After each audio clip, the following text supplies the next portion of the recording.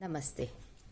आज मैं एक बार पुनः आपके समक्ष उपस्थित हूँ 4 वीडियो की एक श्रृंखला लेकर।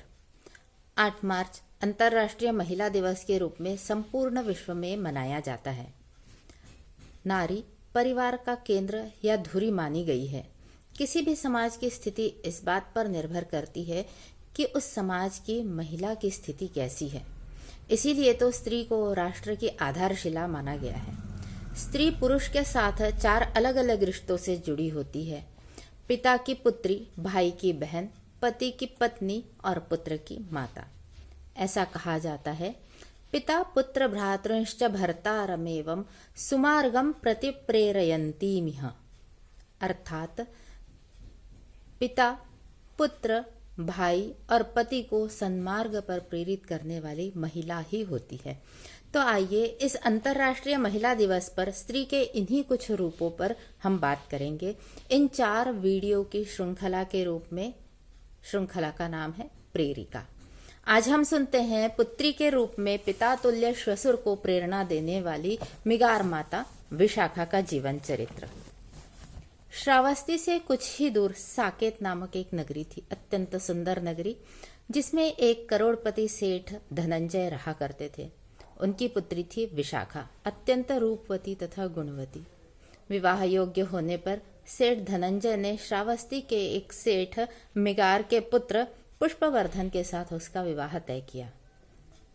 विवाह के समय 8 ब्राह्मणों को बुलाते हुए पिता धनंजय ने मिगार सेठ से कहा था, यदि मेरी कन्या से कोई भी गलती होती है, कोई त्रुटि रहती है उसके व्यवहार में, तो उसका फैसला ये 8 ब्राह्मण करेंगे।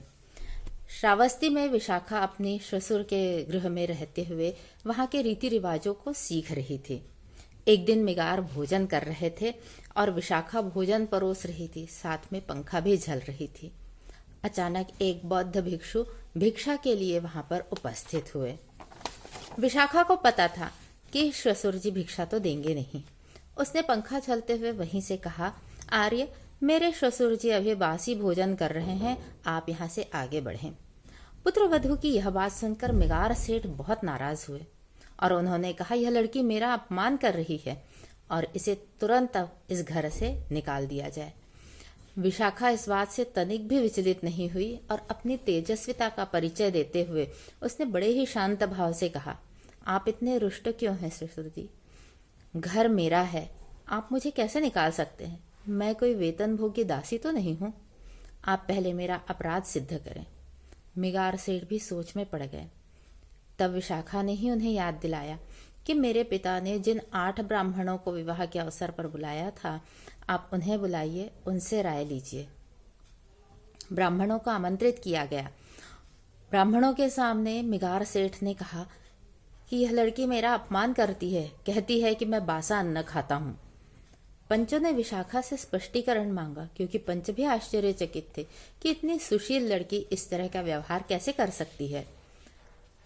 यह सुनकर विशाखा ने बड़ी विनम्रता से पंचों को जवाब दिया, जी, मेरे कहने का आशय यह था, मेरे ससुर जी दान नहीं करते, नवीन पुण्य का संचय न करते हुए पुराने पुण्यों पर ही निर्वहन कर रहे हैं, इसलिए मैंने कहा कि वे बासा अन्न खाते हैं। पुत्रवधू के अपने स्वभाव की सही परख देखकर मिगार सेठ बहुत लज्जित हुए, किंतु वे तो ठहरे ससुर जी, इतनी सरलता पूर्वक पुत्रवधू से हार कैसे मान जाते? उनके अहंकार को ठेस पहुंची थी। उन्होंने विशाखा से पिता ने विदाई में दिए गए जो 10 उपदेश थे, उनका स्पष्टीकरण मांगा।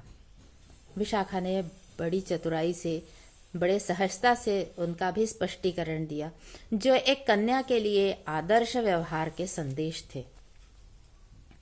पंचों ने भी विशाखा की भूरी भूरी प्रशंसा की। मिगार सेठ भी अत्यंत प्रसन्न हुए। अपनी गृह लक्ष्मी को इतना सरल, सहज और इतनी चतुर पाकर वे अत्यंत प्रसन्न थे। किंतु विशाखा बड़ी विनम्रता से कहती है कि ससुर जी, आप मेरे पूज्य हैं, किंतु आपका और मेरा स्वभाव बिल्कुल भी मेल नहीं खाता। यह सुनकर मिगार सेठ ने कहा कि बेटा, आज से तुम अपने मार्ग पर चलोगी, क्योंकि यही सच्चा मार्ग है। गलत धारणा और असमंजस के बादल अब छट चुके थे, आकाश साफ हो चुका था। आगे चलकर मिगार सेठ ने भी गौतम बुद्ध का अनुयायी बनना स्वीकार किया था। उन्होंने बुद्ध देव से स्वयं अपने मुख से कहा कि अध्यात्म के मार्ग पर विशाखा ही मेरी माता के समान है। इसी के कारण मैं इस मार्ग पर आगे बढ़ रहा हूँ। उस दिन से विशाखा मिगार माता के रूप में प्रसिद्ध हुई, अपने ससुर की माता के रूप में प्रसिद्ध हुई। विशाखा ने पूर्वाराम नामक उद्यान में भिक्षु संघ के रहने के लिए प्रासाद बनवाया। वह प्रासाद भी मिगार माता प्रासाद के नाम से प्रसिद्ध हुआ। ऐसी मिगार माता को शत शत नमन है। धन्यवाद।